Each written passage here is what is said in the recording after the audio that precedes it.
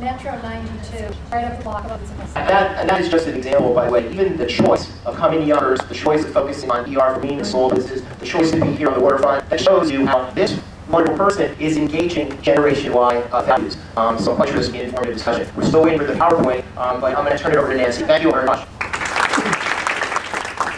Interestingly, as Steve said, because I grew up in the era before computers and technology, I'm used to presenting the OTAG and Magic Marker. So when I realized it would take a while for them to convert my file from PPX to PPT, this is the first I ever didn't bring my thumb drive. I was going a little too minimal, and I was puzzled what we just moved on Friday. So this is now my PowerPoint. I did it from memory, so please bear with me. I say computer just for them. So I will wing it until they get all hooked up. But I used to always say that a good market person can market naked, literally. But I'm not 50, so you don't understand. But I think that when you really boil down what is the basic premise of green marketing, is marketing in a way that is less wasteful, that creates less clutter, really focuses primarily on your core message, your core audience, and reaching your core audience in a compelling way with the right message.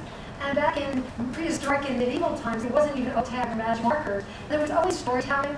So if you look at green marketing in some of its forms, what is green marketing? It's marketing with as little or as much as you need to get your story told. And what I find is often very ironic, and myself included, when I go to green events, which I do very often, just looking at the tables of the people who are exhibiting. As I said, I'm as guilty as the neck guy, and the amount of stuff that they bring along to exhibit. And I thought a little while about effective event marketing. One of my most effective trade show booths that I ever did was inflatable furniture that I carried into before in a bubble bag, and my staff, all the Sarah Walden, or Jane Nass, the other 2/3 Beyonce, because ultimately it is people sell, not stuff. In terms of green marketing or cost-effective marketing, I'm going to complain with you because by marketing green, you will naturally end up saving money because you're doing more with less. The key lesson is to take baby steps. If you decide to be a green marketer, it doesn't mean you have to take all of the stuff you produce in the last year and feed it for or send it for recycling or composting. But as you move forward with new initiatives, looking at an eye for what's the bare minimum that I need to do an effective job of selling marketing. And it really comes back to the basics of marketing, which are who is your target audience, and what is your message, and reaching the right people at the right time, and the compelling benefits going to make the net gap. Are we going to be? So Sean is just. Yes. Are you going to be clean or are you going to be something like that?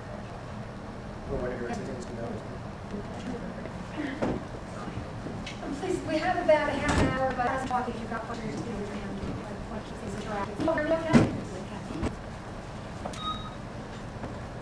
Really rude, and I found out that many of them were blogging or tweeting about what was going on, which is a great way of sort of spreading the word, which is fundamental to the green market. And green marketing is the more people you get into the community, join the discussion. Social media is also for that purpose.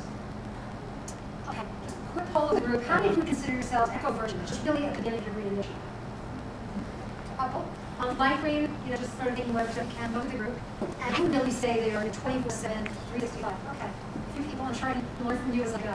And the easiest way you can start taking bigger steps is just by hanging out and talking to people who are already in that space, because there's so much to share. The big principle of marketing, cut it already, reduce, reuse, recycle, take green baby steps, communicate what you're doing, as I'm just saying, share with other people, and be honest with yourself and with others. I think I read in the session was talking about green watching. There are so many companies out there today saying they are green. I'm very, very careful when people introduce me as a green marketing company. I say absolutely not. Go to our offices. We'll still find some plastic forks and plastic straws. I'm fast. I just wrote my water bottle habit. The first quarter is I'm working on the coffee thing. I have the reusable bags in the trunk of the car. I forget to take it out, so it's also for the second half of the year. But I do what I can. Be honest about it. I'm going to talk about the 10 green steps, but I'm really focus on the ones that are green. Most importantly, know your facts. What you're doing, like I said, I just developed my own board and plans living a little bit greener.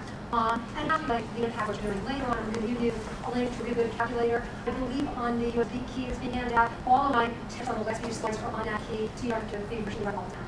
Involve your team, and I think that as companies go, Steve was talking about the boomer generation and the generation Y and the different philosophies and different ways of thinking of those two groups. Similarly, you have people like myself who made a commitment to go green, and you have people, white folks who work in my office, I'm sure you have the same situation in your office, of people who are just less concerned. It's not on their radar screen. And like religion, like politics, you can't just proselytize and enforce and expect people to follow along the way. They have to become believers on their own.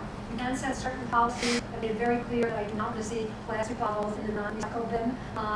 And that we should make effort to recycle magazines, or if we're printing, we should print on white stock, and we should only print as much as we need. But there are things you can set into individuals, you can codify, and the other thing that people really need to get involved. So if you have people who work for you, or thinking you're going to go to a green marketing initiative in your company, get your team involved to commit to what they feel they need to do. I'm going to talk about paper usage, social media marketing, eco-friendly events, and office practices. talk could go on for hours and hours because it's all transportation, food, social involvement, and internal and external communication. We're just going to focus on the big easy ones. Paper. We had an interesting experience over the last month. We decided to move office to Yonkers. In our session, as everybody knows, it cost me a lot of money, and it was all originally motivated by money. I did not want to spend any money buying office supplies, and I didn't want to spend any money moving extra office supplies. So I promoted the use of printer paper. For the last few weeks, we were out old things. And it got destroyed by accident. People say we're out of paper. We're not really out of paper. I stashed about 100 sheets. It was like, for those of you familiar with straight I got with the oil and the lamp plastic 8 days. That was like the paper at the on-switch, where I had this little pile of paper in my office, and the only way people could get paper was fresh paper was to come in and ask me for it. The first thing that happened is Mary Jane said, oh, look, we're moving, and all this stuff that I was going to throw away, that's scrap paper. Let's print unscrap paper. So stuff we printed out on one side, things that were outdated, that we weren't going to use anymore, paying more printer paper. It sounds so basic. And then as people got into the habit of only asking for clean paper, the paper when they needed it, it was amazing. That little stack of paper ended up in lessons for the 3 weeks until our move. I think we finally ran out on the last day. We had a couple of funny incidents where we printed out scrap paper and I realized it was something important that was going to a client. It was like, printers, I just tell them that we're green to make investment. You have to know what you're printing on. There were some very big printers, some right in Westchester County. Sadly, when I went to sales, we got 100% post-consumer based paper. They don't sell it. They only sell 50%. But yes, question, what am I printing on? What kind of paper am I printing with? Again, there's a lot of hype, so it really comes back to knowing facts. And true green printers can be very helpful in explaining to you exactly what they're doing.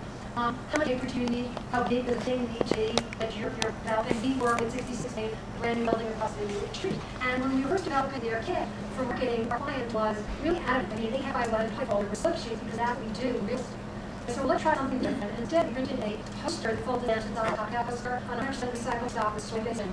They rented that building in less than 4 months, which was really, really fast. And nobody ever complained they didn't get an 8.5 by 11 time folder. And they saved a fortune in cost. So a lot of just comes down to really thinking creatively about the market. How are you shipping your printing? You're printing from 100% with our printer in California, but then burning fuel, shipping material back to New York, probably not the best decision. So you've got to be rational and logical what you do. And think about what you're doing with paper that you don't, destroy. I just told that using scrap. And once you change a habit, you don't forget you ever did things a different way. I taught at the 66 day Custer. I am a judge for a Small Business Awards every year, and the category I'm judging in was Green Business, and I laughed last year when I got the submission because they were all on unrecycled paper. Multiple copies had to be submitted for the award. So what we did this year is we canceled our clients who's a green event company to submit their entire submission for the award on 100% recycled paper. And in fact, there's a big sticker on the back of the box. The other done that was recycled. And recyclage, I think people are accepting of it. If you say, this is what I believe in, I don't do paper, people say, do you have a brochure? I say, no, I'm trying to market a little bit greener, and they're accepting that. Or I'll get a trade show and someone will say, you take my kits, they're out the fancy food this Sunday, and people are very quick to give you their folder and staple it together with 6 other things, but they're very accepting if you say, no, that's not what I do. And that's what I was talking about before when I said sort of starting the green word, but then people get that, and you can't have it over time. What it really saves is huge. So just say no to multiple copies. And these are on our test stairs, they're recyclable portions, they are seed paper. So after you're done reading the message and putting up the contact information, your piano, you take it, stick it in the dirt, and it grows flowers, and the paper will be recycled. So very cool, you're thinking you're in the career place in the process. Social media, cute. How many of you are on Facebook? Most of you. If they asked the question 3 months ago, probably would have gotten a very different answer. Largest vote segment Facebook now is 35 and older. How many of you Twitter? Fewer. I think people are still in that mode of figuring out what Twitter is. But interestingly, the most frequent Twitterers now, or tweeters, are between the ages of, I think, 42 and 60 something. I think that's probably skewed because a lot of journalists have adopted Twitter. But I think the growth of Twitter is astronomical, 1,400% growth just over the last few months. YouTube, 100 million views, that's record probably most views in the stage, and 346 million people globally read blogs. So we talk about communication channels that are reaching huge numbers of people. So we're not yet in the social media space. My counsel to you would take one thing away from my session other than fight the war against paper is if you've been resisting social media, it's not too late. You need to get on this bandwagon because it will be the marketing medium of the future. Just like what happened recently in Iran and news getting out of the country via Twitter, just staggering. 2 billion tweets a day for the internet connection. I'm clicking that link. But basically, that's like the old McDonald's sign. It's a real-time mapping, which tells you how many people are tweeting at the moment. And it's a fabulous new way of reaching media. Bloggers are now being perceived as subject matter experts. Look at the popularity of Chris Hilton, the celebrity journalist. So what does this have to do with low-cost printing?